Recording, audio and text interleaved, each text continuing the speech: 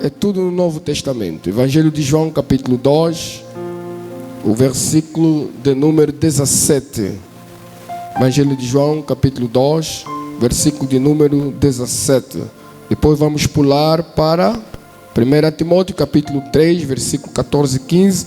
Por último, vamos regressar aí para Atos, capítulo 2, versículo 42, até lá o versículo de número 44. Amém?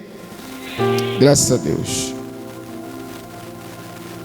João capítulo 2, versículo 17. Lembraram-se os seus discípulos de que está escrito: o zelo da tua casa me consumirá. Primeira carta de Paulo a Timóteo, capítulo de número 3, versículo de número 14 ao versículo de número 15. Escrevo-te estas coisas, esperando e ver-te em breve, para que, se eu tardar, fique ciente de como se deve proceder na casa de Deus, que é a igreja do Deus vivo, coluna e baluarte da verdade. Atos, é só regressamos lá para Atos, depois do Evangelho de João, vamos lá para Atos 2, do verso de número 42 ao verso de número 44. Atos, capítulo de número 2, 42 ao 44. Diz assim a palavra de Deus: e perseveravam na doutrina dos apóstolos, na comunhão, no partir do pão e nas orações. Em cada alma havia temor, e muitos prodígios e sinais eram feitos por intermédio dos apóstolos. Todos os que creram estavam juntos e tinham tudo em comum. Palavra do Senhor. Vamos orar. Inclina a tua cabeça, vamos orar. E por gentileza, não feche a tua Bíblia. Você pode deixar a Bíblia aberta aí no banco, na carta de Paulo a Timóteo, capítulo 3. Mantenha a tua Bíblia aí aberta, porque nós vamos falar alguma coisa sobre Timóteo. Pai, muito obrigado por esta grande celebração. Obrigado por esta festa.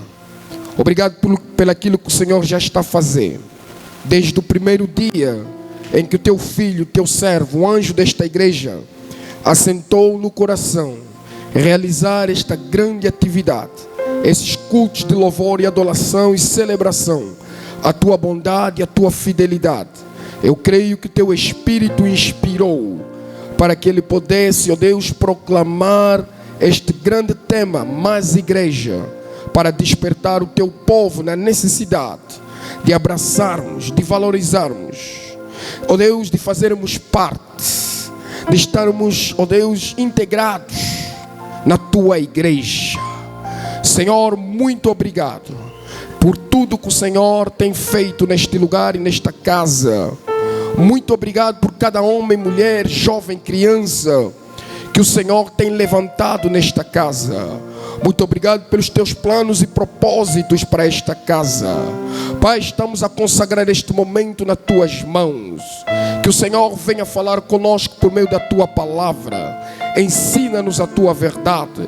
Que o teu Espírito tenha liberdade de se mover no nosso meio. Faça a tua obra como te apraz. E todo engano e toda mentira do diabo que se levantou para roubar, matar e destruir, toda distração maligna sobre este lugar, oramos que não prospere, mas caia por terra. Senhor, que o teu nome seja glorificado, conhecido e exaltado no meio da tua igreja, no meio do teu povo. Assim nós oramos em nome de Jesus. Amém. Graças a Deus. Toma o teu assento, querido irmão. Queridos, como dissemos anteriormente, estamos gratos a Deus por esta grande festa e por esta oportunidade. Estamos gratos a este grande casal pastoral, nosso querido pastor Isaac e a nossa querida pastora Esperança e toda a equipa que está aqui auxiliando nesta grande obra, neste grande ministério. Estamos felizes por aquilo que Deus está a fazer neste lugar. Temos acompanhado de próximo esta obra e podemos testemunhar e testificar diante de Deus que esta obra está a crescer, que esta obra é de Deus, que Deus tem um propósito e um plano para este lugar. E se você é membro nesta casa, quero te desafiar nesta noite: não se deixe levar por ventos de doutrina, não se deixe levar por notícias falsas, não se deixe levar por curiosidades vãs e abandonar esta casa. Neste lugar você vai encontrar, você vai conhecer o propósito de Deus para a tua vida. Aleluia. Se tem um membro desta casa ao lado de ti, diga para ele: permaneça. Fala: fica firme. Fala: aqui tem palavra, tem sustento, tem alimento espiritual.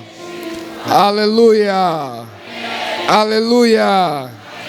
Glória a Deus. Queridos, nós vamos nos focar nesta noite aqui na carta de Paulo a Timóteo. Queridos, quando nós lemos 1 Timóteo, 2 Timóteo, a carta de Paulo também a Tito e a Filemão, nós percebemos que Paulo está a passar instruções práticas para a igreja. É certo que os irmãos já conhecem, já sabem que essas cartas aqui mencionadas, 1 Timóteo, 2 Timóteo, a carta de Tito e também Filemão, são chamadas de epístolas pastorais. Foram escritas pelo apóstolo Paulo com a intenção de passar instruções para que as igrejas aprendessem, para que os crentes entendessem como convém estar na casa do Senhor. Conforme nós lemos no capítulo número 3, no versículo de número 14, Paulo vai dizer a Timóteo: escrevo-te estas coisas, esperando ir ver-te em breve, para que, se eu tarde, fiques ciente de como se deve proceder na casa do Senhor. 1 Timóteo, 2 Timóteo, a carta também para Tito, são epístolas pastorais, ou cartas pastorais, como você desejar. Elas contêm instruções para a igreja,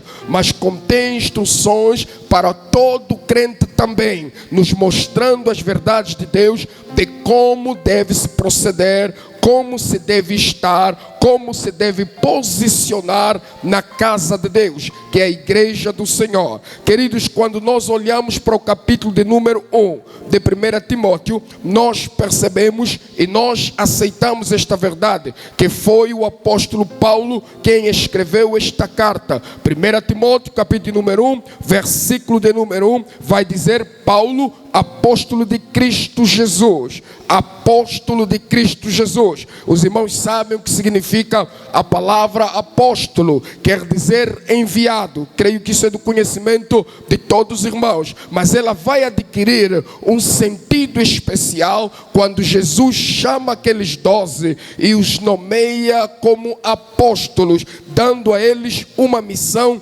especial. E todos nós conhecemos o que os apóstolos fizeram. Mas aqui está a falar de Paulo, que não faz parte dos 12, não esteve com os 12, não andou com os 12, mas Jesus o apareceu lá em Atos capítulo número 9, a caminho de Damasco, e o designou de apóstolo, e o constituiu apóstolo, e o enviou como apóstolo. Por isso Paulo tem tanta autoridade quanto os 12 apóstolos, e ele está a escrever esta carta não na sua própria inspiração, não no seu próprio desejo, não na sua própria vontade, mas é o Espírito de Deus guiando Paulo, instruindo Paulo para escrever para a igreja. Que igreja é esta que Paulo está a escrever? Esta é a igreja que está em Éfeso. Quando nós lemos no versículo de número 3, diz Paulo: quando eu estava de viagem rumo da Macedônia,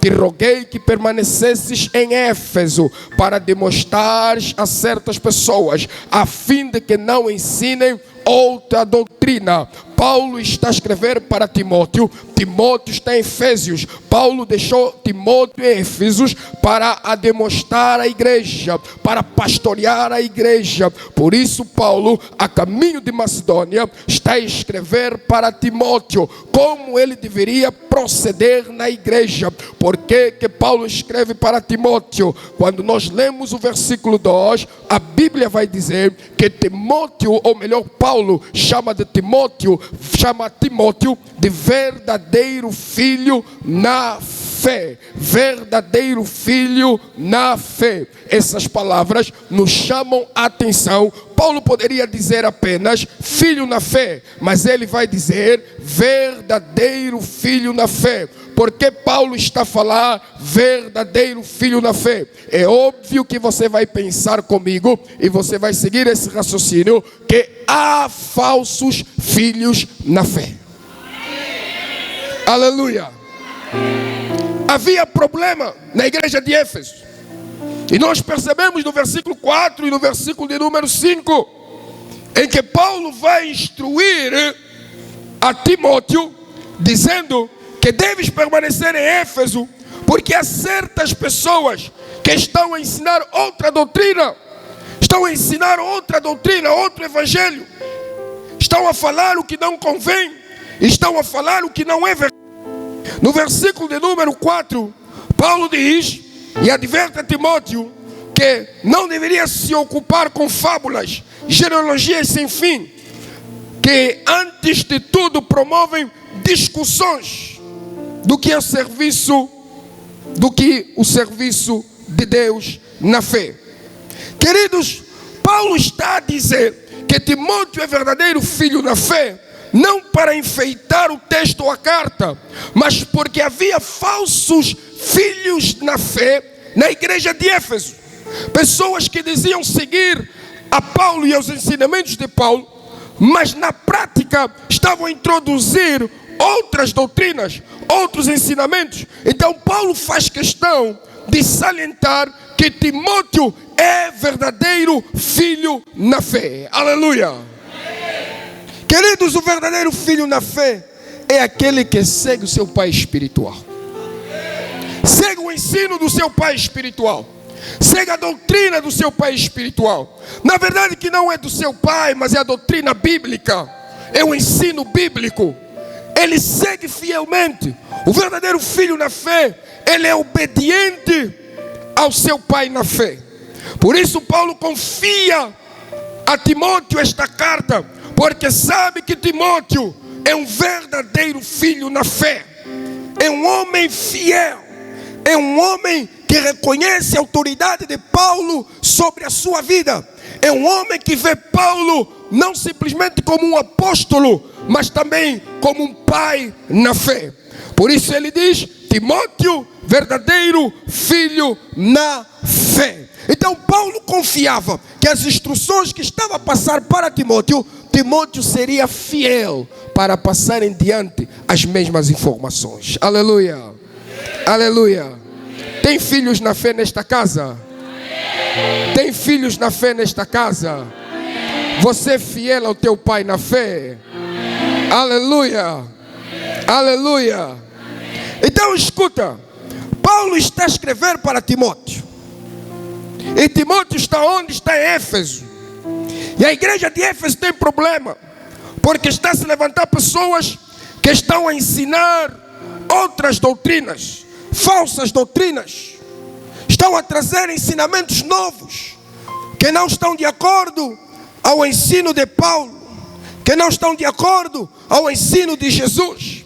Estavam preocupados com genealogia e fábulas, se perdiam em debates de genealogias sem fim, e que provocavam divisões e confusões e até heresias no meio da igreja. Então Paulo está a escrever a Timóteo, trazendo essas instruções para que Timóteo ficasse longe dessas pessoas e para que Timóteo soubesse lidar com esse tipo de pessoa dentro da igreja. Por isso, quando nós lemos no capítulo de número 3, versículo 14 e 15 que nós lemos, Paulo vai dizer: escrevo-te estas coisas, esperando ir ver-te em breve. Querido, nós percebemos, e claro que vamos nos perguntar, que coisas são essas que Paulo está a falar, que escreve para Timóteo? Certamente que é o que está no capítulo de número 1 e o que está no capítulo de número 2 e principalmente o que está no capítulo de número 3, que nos faz contexto para entender o versículo de número 14 e o versículo de número 15. Escuta bem, no capítulo de número 3, Paulo vai começar a dar os ensinamentos sobre o bispo ou o presbítero. Também pode ser chamado de ancião. Quer dizer a mesma coisa. Aquele que é o supervisor, aquele que está em posição de liderança. Mas ele fala do bispo, também fala do diácono, também fala do comportamento das mulheres, também fala do comportamento dos homens dentro da igreja, mostrando para Timóteo que existe um comportamento que nós devemos adotar dentro da igreja. Queridos, na igreja não se faz as coisas de qualquer jeito e de qualquer maneira. Existe um procedimento correto na igreja. Aleluia. Existe uma maneira de fazer as coisas na igreja. E essa maneira é uma maneira de Deus, da Bíblia, da palavra de Deus. Por isso Paulo está a instruir a Timóteo quanto a essas coisas. Mas quando nós estamos aqui no versículo de número 15, olha o que Paulo vai dizer. Para que, se eu tardares, fique ciente de como se deve proceder na casa de Deus. Quando nós ouvimos a expressão casa de Deus, nos faz lembrar o Antigo Testamento. Aleluia. O Antigo Testamento chama o templo de casa de Deus. Aquele templo que Salomão edificou era chamado de casa de Deus. Lá em Crônicas, primeiro livro das Crônicas, quando Salomão edificou aquele templo, inaugurou aquele templo, ele chamou o templo de casa de Deus. É verdade que vai dizer que Deus não habita em casa construída por mãos humanas, mas quando o lugar é separado, quando o lugar é consagrado, quando o lugar é dedicado para o uso de Deus, aquele lugar pertence a Deus. E Deus toma como sua propriedade, como seu lugar de manifestação. Aleluia, aleluia. Então, escuta, Paulo está falando a Timóteo. Eu quero que você fique ciente de como se deve proceder ou comportar-se na casa de Deus. Aqui nós vamos para o Evangelho de João, capítulo 2, versículo 17. Texto que nós lemos. Diz que Jesus foi para o templo e lá ele encontrou os cambistas que trocavam dinheiro, negociavam dinheiro. Era uma prática comum. O que acontecia nos dias de Jesus?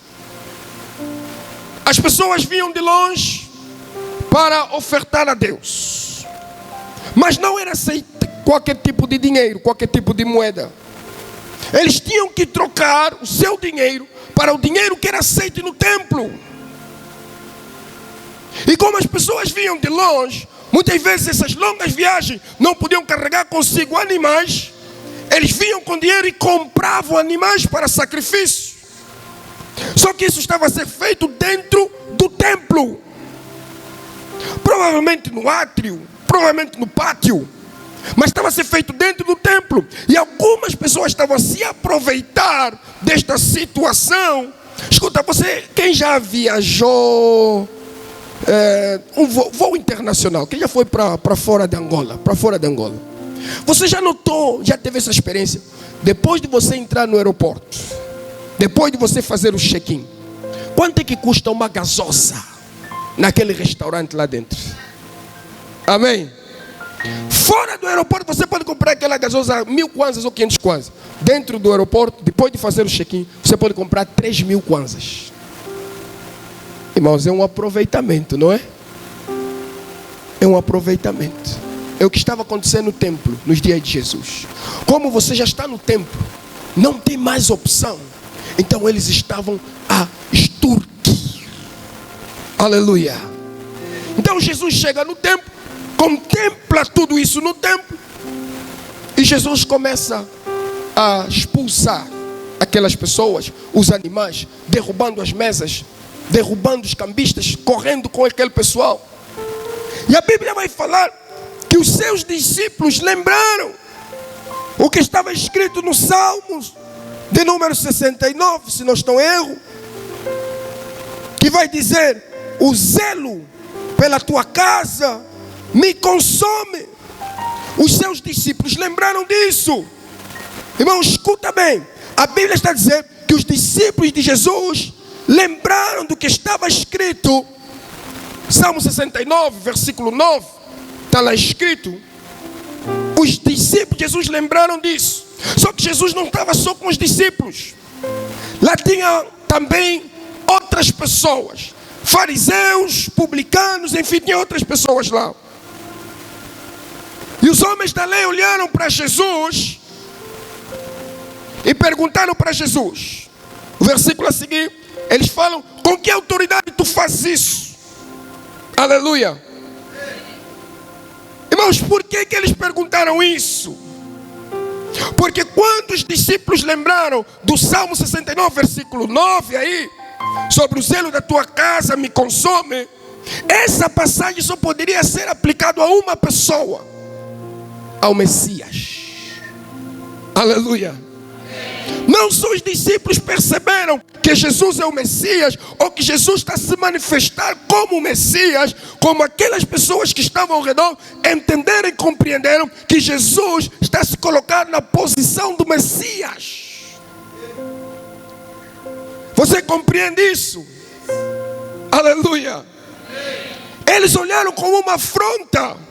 Quem é você para dizer que é o Messias? Mostra coisa que testifica que tu és o Messias. Aleluia.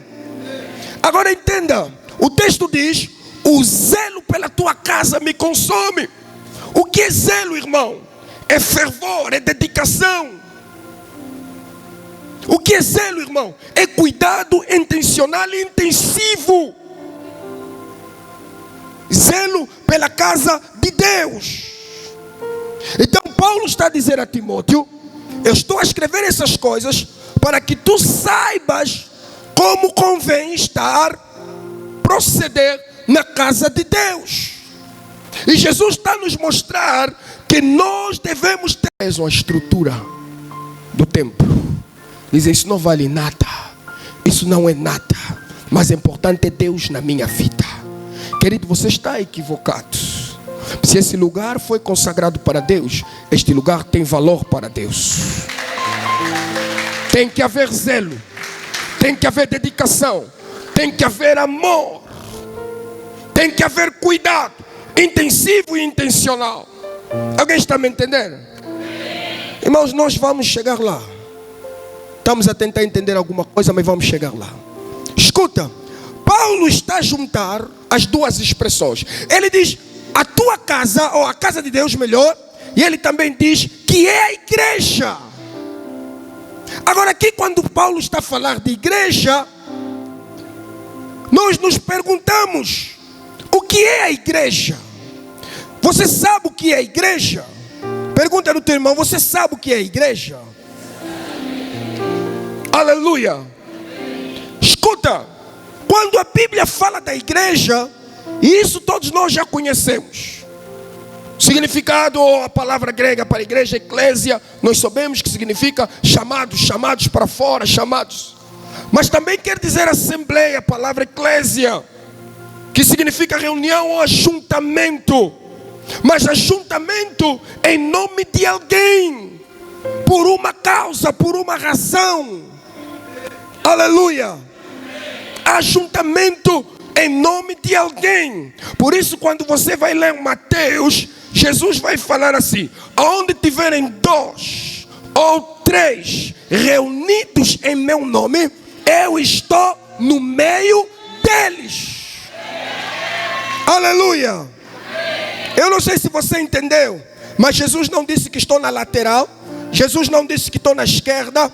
Jesus não disse que estou na direita. Jesus disse: eu estou no meio dele. Eu disse que igreja é um ajuntamento, uma reunião ou uma assembleia que que pessoas se juntam em nome de alguém. E a Bíblia está dizendo em Mateus que Jesus está no meio deles. Que quer dizer, Jesus é o centro, Jesus é o foco, Jesus é o centro da igreja. Se haver ajuntamento ou reunião, ou assembleia, ou um grupo de pessoas, que Jesus não é o centro, que Jesus não está no centro, que Jesus não é o foco, não é igreja. Irmão, precisamos saber o que não é igreja. Aleluia. Precisamos saber o que? O que não é igreja. Há pessoas que têm dito: igreja é o meu coração. E eu tenho dito que teu coração é o teu coração e ponto final. É um músculo que bombeia sangue no teu corpo e ponto final. Teu coração não é igreja. Você nunca vai ver na Bíblia escrito que os vossos corações são igreja. Jesus nunca falou isso. Paulo nunca falou isso. Pedro nunca falou isso. João nunca falou isso. Se você pensa que o teu coração é igreja, você está equivocado. Porque a Bíblia diz lá no livro de Jeremias que o coração é enganoso, é perverso, é corrupto. Longe de mim que o meu coração seja a igreja. A igreja é incorruptível, a igreja é santa, a igreja é triunfante e vencedora. Ela não é o teu coração. Ele é o corpo de Cristo, mas não é o teu coração. Escuta, querido irmão, eu estou a dizer que Paulo está a ligar casa de Deus e a igreja de Deus. Aleluia. Casa de Deus e a igreja de Deus. E que Paulo está a ensinar como se deve proceder na casa de Deus, que é a igreja de Deus. E é importante nós perceber o que é a igreja e o que não é a igreja. Queridos, igreja é o corpo de Cristo. Igreja é o povo de Deus. Igreja são aqueles que foram chamados por Deus do mundo para o reino de Deus. Igreja são aqueles que foram separados da vida do mundo para o reino de Deus. Tornaram-se propriedade de Deus. Tornaram-se membros do corpo de Cristo. Isso é igreja, irmãos. Individual, irmãos. Individualmente, ninguém é igreja. Somos membros do corpo. Aleluia. Podemos representar a igreja, mas não somos a igreja individualmente. Vou te dar um exemplo. Quando nós falamos de assembleia, nós chamamos assembleia, o encontro, a reunião das pessoas. Qualquer membro da assembleia, estou a falar assembleia dos deputados, qualquer membro da assembleia, assim entre aspas, pode representar a assembleia em uma situação, em uma ocasião, mas ele não é a assembleia. Aleluia. A assembleia é o ajuntamento de todos os deputados lá, aquele todo o grupo é que faz a assembleia. Ele é um membro da assembleia que pode representar a assembleia. Estou a querer dizer, aonde você estiver, aonde você for, você pode representar a igreja, mas você não é a igreja. Aleluia. A igreja somos nós, mas você não é a igreja. Você é membro da igreja. Aleluia. No Evangelho de João, capítulo de número 20, quando Jesus ressuscitou, Jesus apareceu aos 12. E esse é um texto interessante, que diz que os discípulos estavam reunidos à porta fechada, com medo dos judeus. E é lá, com as portas fechadas, com medo dos judeus, irmãos, em que Jesus apareceu. E vai dizer, isso é João capítulo 20, versículo de número 19. E diz que, então ao entardecer daquele dia, o primeiro da semana, os discípulos estavam reunidos a portas trancadas, por medo das autoridades judaicas. Jesus pôs-se no meio deles e disse: paz seja convosco. Onde é que Jesus estava? No meio deles. Onde é que Jesus estava? No meio deles. Aleluia. Porque Jesus estava no meio dele? Já dissemos aqui, a semelhança de Lucas não é? Capítulo 24, versículo de número 36, a semelhança de Mateus também. Já dissemos aqui que quando Jesus está no meio, ele é o centro. Quando Jesus está no centro, ele deve ser o foco. Quando Jesus é o foco, então nós estamos na igreja. Nós estamos perante a igreja. Agora, o sentido de igreja, historicamente, não se aplica só às pessoas. Historicamente, o sentido de igreja também se aplica a essa estrutura que nós estamos a ver aqui. A estrutura, as 4 paredes, ela também é chamada de igreja. Ela também é chamada de igreja. Esse é um sentido histórico. Quer dizer, nós não chamamos somente esse lugar de templo. Nós também chamamos de igreja. Nós também chamamos de casa de Deus. Historicamente, ela também tem esse sentido. E nós precisamos compreender que esse sentido de igreja em nenhum momento desvaloriza o sentido real da igreja. São as pessoas. Não. Ele não desvaloriza. Ele nos faz compreender que as pessoas que fazem a igreja se reúnem num lugar específico. E esse lugar específico também é chamado de quê? Igreja. Você está entendendo o que estou a falar? Então, se você está a entender isso que é a base, agora você precisa compreender como nós devemos proceder na igreja. Qual deve ser o nosso comportamento na igreja? Qual deve ser o nosso relacionamento com a igreja? Irmãos, o nosso tema vai dizer comprometidos com a igreja. E comprometidos, irmãos, compromisso nos fala de aliança. Compromisso nos fala de responsabilidade. Compromisso nos fala de pacto. Compromisso nos fala de deveres. Aleluia. É isso que nos fala compromisso. Quando Paulo vai falar para Timóteo que você deve saber como se procede na casa de Deus, que é a igreja do Deus vivo, Paulo vai dizer 2 coisas no final do versículo. Paulo vai dizer que é coluna e baluarte da verdade. Querido, vamos tentar entender o que é que Paulo está a falar aqui. Coluna e baluarte da verdade. Numa primeira lida, muitas pessoas podem perceber ou entender que quer dizer a mesma coisa. Algumas versões diz fundamento, alicerce da verdade. Escuta, quando Paulo está a falar coluna, está a falar de um pilar de sustentabilidade. Aleluia. Mas Paulo não está a querer dizer que a igreja é a verdade. Porque nós sabemos pela Bíblia, em João 14, versículo 6, Jesus disse: eu sou o caminho, a verdade e a vida.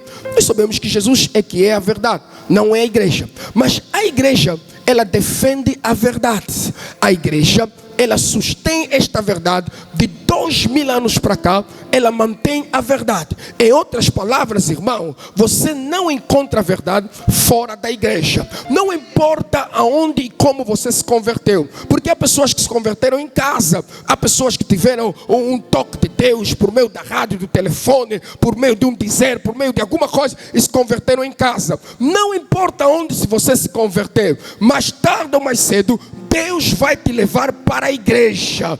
Deus vai te levar para uma igreja. E quando nós estamos a falar de igreja, dizemos que estamos a falar de um ajuntamento, de um grupo de pessoas. Mas não é apenas um ajuntamento e um grupo de pessoas. É um ajuntamento e um grupo de pessoas organizado. Daí nós dizermos que a igreja é uma organização e ela também é um organismo. Porque ela está viva. Mas ela é uma organização. Como toda organização, tem princípios que regem a igreja. Aleluia. Tem um estatuto chamado a Bíblia Sagrada. Aleluia. Tem uma liderança. Você lê Efésios capítulo número 4 aí. Deus vai falar por meio do apóstolo Paulo. E é a mesma igreja. É a mesma igreja. Quero olhar esse texto com os irmãos. Vamos lá, Efésios capítulo número 4. Aí, quando Paulo está a instruir a igreja de Éfeso, quero ler isso com os irmãos. Creio que os irmãos conhecem esse texto. Só para não mencionarmos assim alguma coisa importante. Vai lá, Gálatas, Efésios, aí no 4, né? Quando Paulo fala sobre apóstolos, profetas, não é? Em Éfeso. Aleluia. Vamos lá. Os irmãos projetaram? Aí 11, 12. Ok, obrigado. E ele mesmo deu uns para apóstolos, outros para profetas, outros para evangelistas, outros para pastores e doutores. Continua. Versículo 12. Querendo o aperfeiçoamento dos santos para a obra do ministério, para a edificação do corpo. Para a edificação do corpo.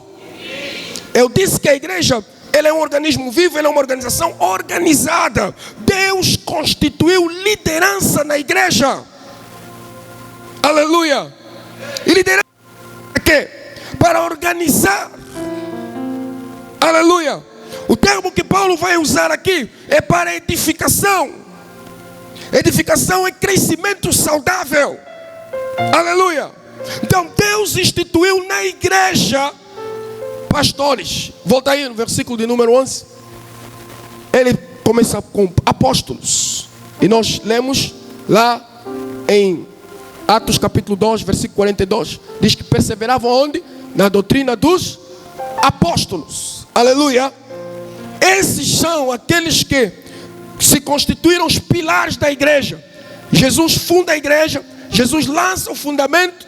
E depois os apóstolos escreveram todo o Novo Testamento. Foram os apóstolos que escreveram. E Paulo lança os alicerces e os fundamentos de como devemos proceder na igreja. Queridos, apóstolos são os 12. E ouça aqui, esse lado é um outro assunto, se temos apóstolos hoje ou não. Depois, você na tua igreja conversa com o teu pastor. Mas olha, fala dos profetas e outros para profetas.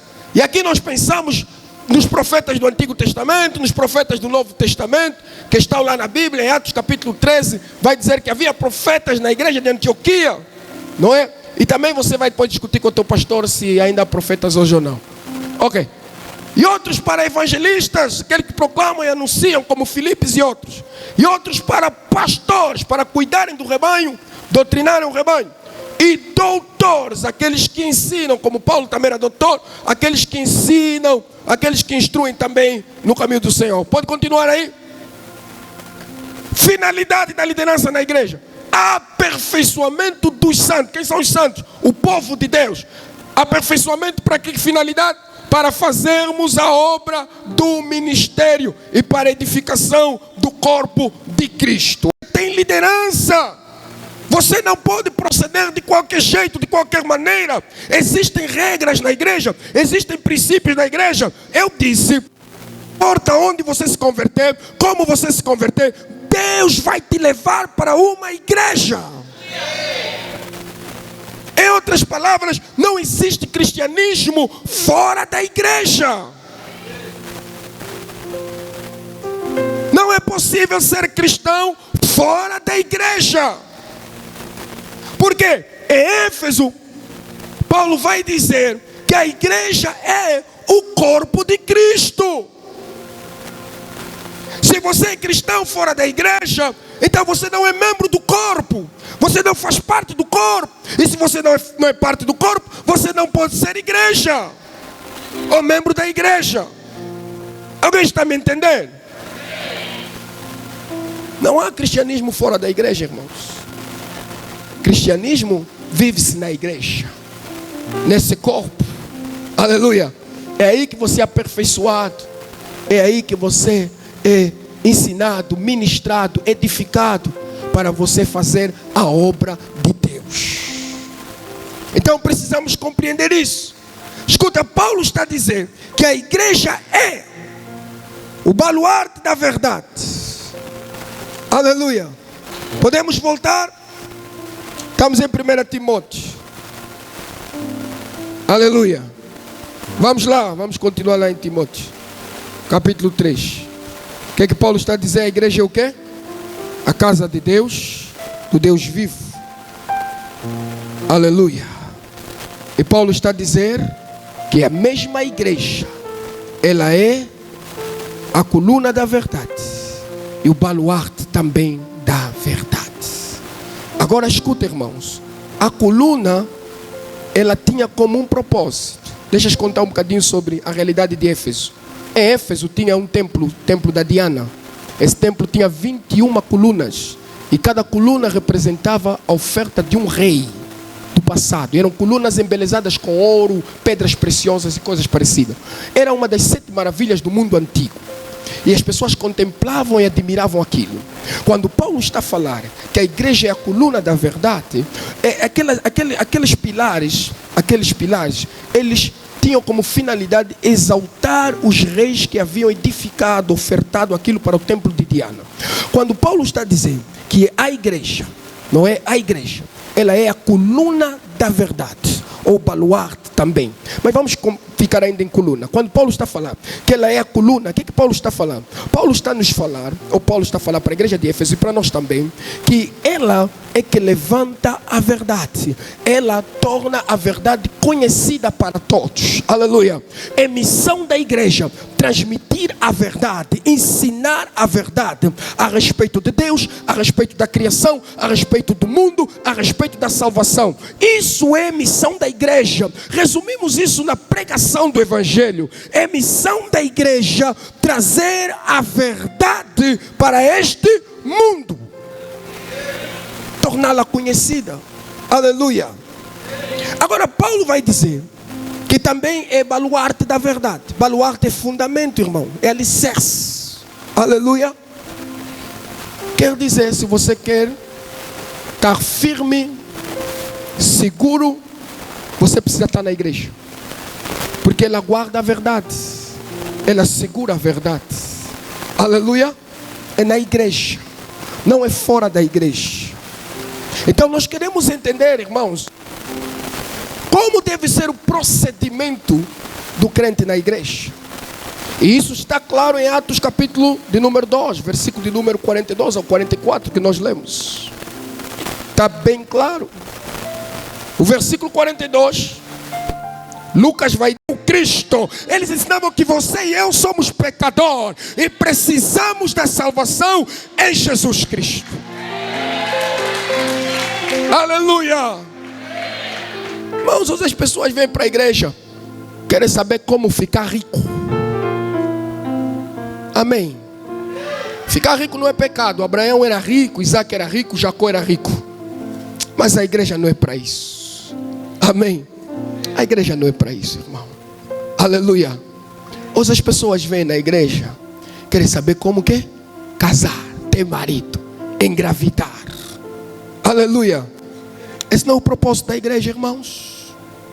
Esse não é a finalidade da igreja. O propósito da igreja é mostrar ao mundo quem é Jesus. Aleluia. Este é o propósito da igreja. Anunciar Cristo, proclamar Cristo, falar de Jesus. Este é o propósito da igreja. Querido, lá em Efésios que nós lemos, você é aperfeiçoado, os santos são aperfeiçoados para fazer a obra de Deus. E esta obra é sair às ruas, ir para povos, nações, tribos, raças e línguas e falar a respeito da salvação de Deus. Aleluia. Não é para isso que você se converteu, para proclamar Cristo ao mundo. A razão por que a igreja existe, irmãos, quando não for necessário falar mais de Jesus, a igreja vai ser arrebatada, vai ser levada, vai ser tomada. Aleluia. E isso você depois discute com o teu pastor, se é antes da tribulação ou depois da tribulação. Mas eu sei que Jesus vai vir buscar a igreja. E Jesus vai levar a igreja. Aleluia. Então a Bíblia está a ser clara ao nos dizer que eles perseveravam na doutrina, no ensino dos apóstolos. O que é perseverar, irmãos? É seguir continuamente, é se manter naquele ensino. Aleluia. Agora, os apóstolos não ensinavam as suas imaginações. O pastor Tony falou aqui sobre os crentes de Bereia, que quando Paulo ensinava, eles verificavam se é mesmo assim. Aleluia. Aleluia. Irmão, deixa eu te fazer entender um bocadinho como que os apóstolos ensinavam. Os apóstolos ensinavam o que Jesus fez, o que Jesus é e o que Jesus falou. Aleluia. Irmão, escuta, eu tenho dito assim. Para mim, a chave hermenêutica da Bíblia é a pessoa de Jesus. Hermenêutica significa interpretar, irmão. Ok? Interpretação, entendimento do que está lá escrito. Hermes era um deus grego da interpretação, do ensino. Da interpretação, da tradução. Vamos ficar por aí. Mas podemos pular esse lado. Vai, olha só. Quando você lê o Antigo Testamento e você quer entender a palavra de Deus, sabe onde é que você deve olhar? Não é no dicionário Strong, não é no Champlin. Olha na vida de Jesus. Se você olhar na vida de Jesus, você vai entender o Antigo Testamento. Jesus disse: examinai as Escrituras e fazei o bem, porque elas testificam a meu respeito. Aleluia. Pastor Champlin não ajuda, ajuda. Comentário bíblico não ajuda, ajuda. Mas a chave não é Champlin, a chave é Jesus. Olha para Jesus. Olha para o que Jesus falou a respeito do assunto. Olha para o que Jesus fez a respeito daquele assunto. E agora uma dica para nós pregadores. Se Jesus não falou nada, você também não fala nada. Pode estar lá no Antigo Testamento, pode ser bonito, pode ser poderoso, mas se Jesus não falou nada, pregadores, fica calado. Vais inventar. Aleluia. Depois vai explicar lá diante de Deus. E Deus vai te dizer assim: se o meu filho não falou nada a respeito desse assunto, por que você falou? Aleluia. Escuta, se você quer entender a Bíblia, você precisa fazer o quê? Olha para o que Jesus falou, olha para o que Jesus é e olha para o que Jesus fez. Você vai entender a Bíblia. Você vai entender o Antigo Testamento. Você vai entender o Novo Testamento. Então a Bíblia está dizendo que eles perseveravam. Eles estavam lá constantes, se mantinham firmes no que os apóstolos... Porque o que os apóstolos ensinavam não era o que estava na cabeça deles. Não era a imaginação deles. Era o que o Espírito os inspirava e os fazia lembrar daquilo que Jesus falou, daquilo que Jesus fez, daquilo que Jesus ensinou. E como Jesus viveu. Aleluia. É nisso que você tem que perseverar. É nisso que você tem que crer. É nisso que você tem que viver. A doutrina dos apóstolos, irmãos, eu disse que o Novo Testamento foi escrito pelos apóstolos. Claro, temos exceções, Lucas, evangelista. Mas escuta, doutrina dos apóstolos, estamos a falar do Novo Testamento. Estamos a falar do ensino do Novo Testamento. É isso que você deve seguir. Aleluia. Segundo ponto, irmãos, aqui no texto de Atos, diz que eles perseveravam na doutrina dos apóstolos, na comunhão, irmãos. Escuta, comunhão fala de dois aspectos. A ceia é comunhão com Cristo, com o corpo de Cristo, com a igreja. A ceia é comunhão. Os irmãos talvez que já cultuaram em algumas igrejas de fala inglesa,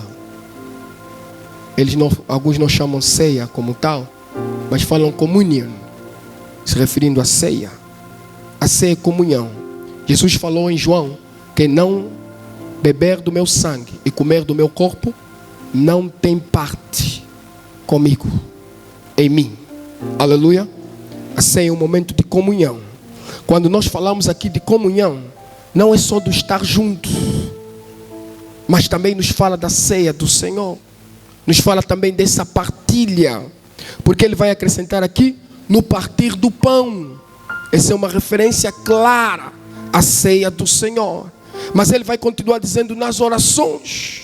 Eles oravam juntos. Depois ele vai dizer: em cada alma havia temor. Por que havia temor? É simples, porque eles estavam na doutrina fiéis. Eles tinham comunhão, não havia brigas, Não havia inveja, separações. Tomavam a ceia junto, que é o partir do pão aí. E eles oravam juntos. E vai dizer, em cada alma havia temor. Irmão, sabe o que é temor?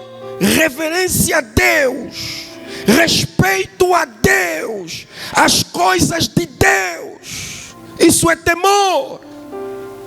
E há muita gente que não tem temor na igreja. E diz que como resultado disso, muitos prodígios, milagres, sinais eram feitos por intermédio dos apóstolos. Aleluia. E ele acrescenta o versículo 44, estou a correr. E todos os que creram estavam juntos e tinham tudo em comum. O que isso quer dizer, irmãos? Que ninguém considerava o que é dele, propriamente seu, mas punha em disponibilidade para o serviço da igreja. Estava em disponibilidade para o serviço da igreja. Agora escuta, estou a terminar mesmo. O que fazer para ter compromisso com a igreja? Porque o nosso tema é comprometidos com a igreja. Primeiro, tem que ser parte do corpo de Cristo. Você tem que ser parte da igreja. Você tem que entrar na igreja. Você tem que estar na igreja. Você tem que se firmar numa igreja. Quando falo se firmar, entrar, ser parte, estou a falar da igreja local. Irmãos, é do diabo você dizer, eu não preciso da igreja. Eu não preciso de ir numa igreja. Eu posso conhecer e aprender sobre Deus na minha casa. Isso não é de Deus, isso é do diabo. Crente sem igreja, isso não é de Deus. Não é bíblico. Então o que eu devo fazer para ter compromisso com a igreja? Primeiro, tenho que pertencer à igreja. Por quê? Nós nunca vamos valorizar aquilo que não nos pertence. Dificilmente valorizamos. Você vai começar a valorizar a igreja quando você fazer parte da igreja. Aleluia. Há pessoas que vêm à igreja, mas como eles não têm sentimento de pertença, eles não valorizam. Por isso é que temos crentes que não dizimam, não ofertam, não cantam, não fazem nada. Por quê? Porque eles não sentem que a igreja também pertence a eles, que eles são parte da igreja. Por isso eles não fazem absolutamente nada na igreja. Então você precisa ser primeiro parte da igreja. Você tem que entrar na igreja. Você tem que ser parte da igreja. Segundo, você que gosta de tomar nota. Segundo, a igreja é casa de Deus. E isso nos fala de quê? Que a igreja é uma família. Você tem que entrar na igreja e ser parte da família. Você já viu aquele irmão que fala, não, eu só vou na tua igreja, mas eu não dou confiança a ninguém. Não sou amigo de ninguém, estou no meu canto, não me meto com ninguém, não converso com ninguém. Já viu esse tipo de pessoa? Eu vou lá, assisto o meu culto, mas vou na minha casa. Escuta, você está equivocado. A igreja é uma família. Quando a Bíblia está falando de casa de Deus, nos leva para a família. Aleluia. Famílias moram debaixo do mesmo teto. A expressão aí em Timóteo, casa, uma expressão grega que é oikos, não fala só de estrutura, mas fala de família. Pessoas que têm laços. Você precisa criar laços dentro da igreja. Se você não criar laços dentro da igreja, laços afetivos, emocionais, você nunca vai sentir parte da igreja. Você nunca vai ter compromisso com a igreja. Porque não há nada que te ligue emocionalmente às pessoas. Então você tem que ter esse lado. Tens que entender que a igreja é uma família. Aleluia. Aleluia. A igreja é uma família, irmãos. Terceiro aspecto, você tem que estar envolvido com o trabalho da igreja.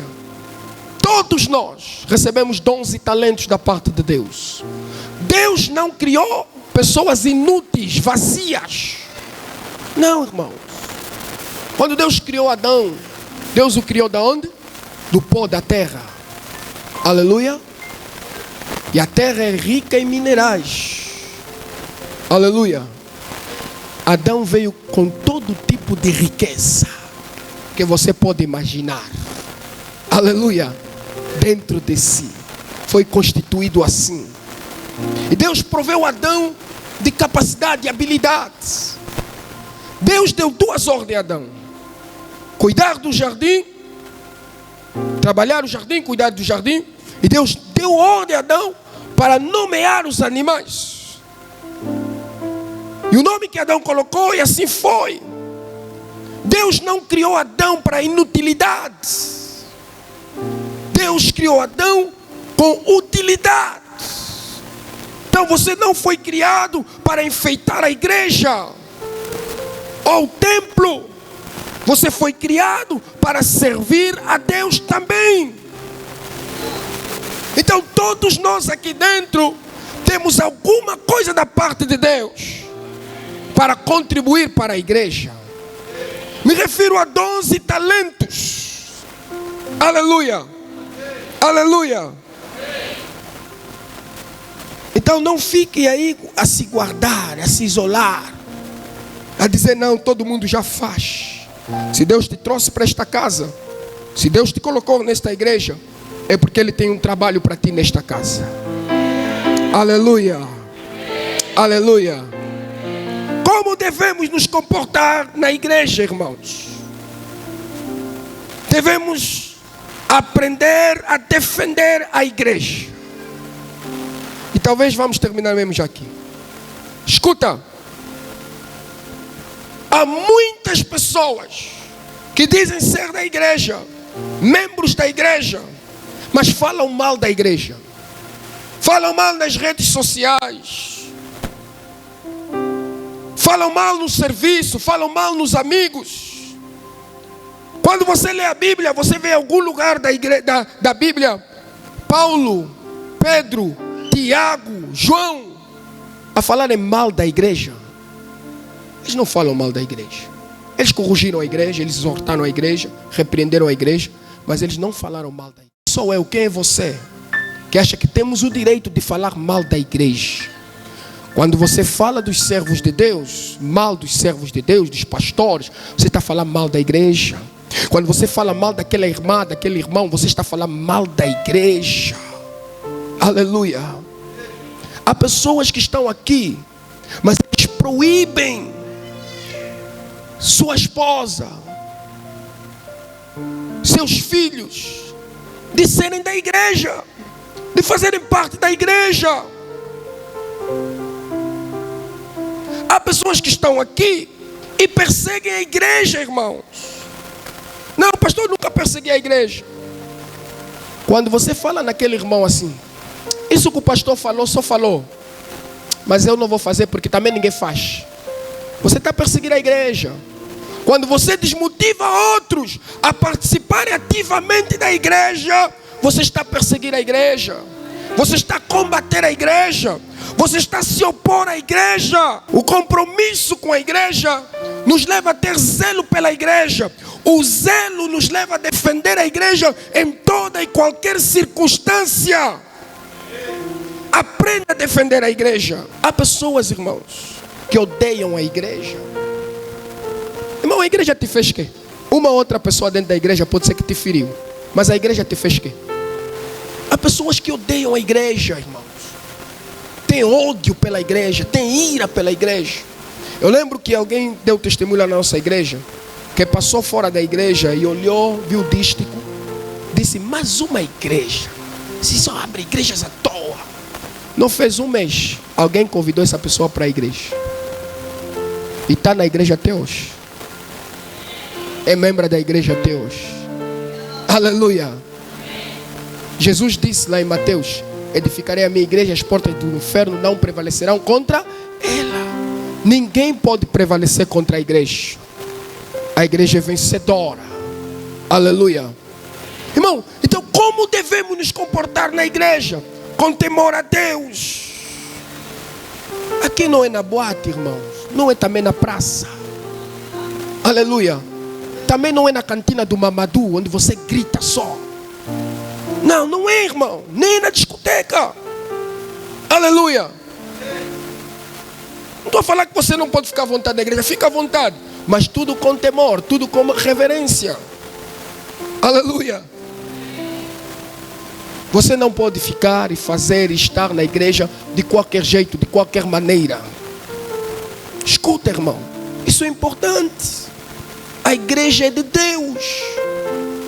E Deus vela pela sua igreja.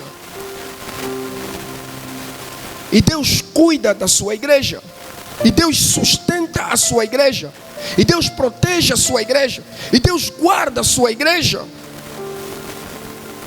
E há promessas para a igreja. Aleluia. Quem estiver fora da igreja não vai viver essas promessas. Há promessas que foram feitas à igreja, só para a igreja. E uma delas eu acabei de falar há pouco. O inferno não prevalece contra a igreja. Aleluia. Enquanto você estiver na igreja, o inferno não vai prevalecer. Glória a Deus. Aleluia. Glória a Deus.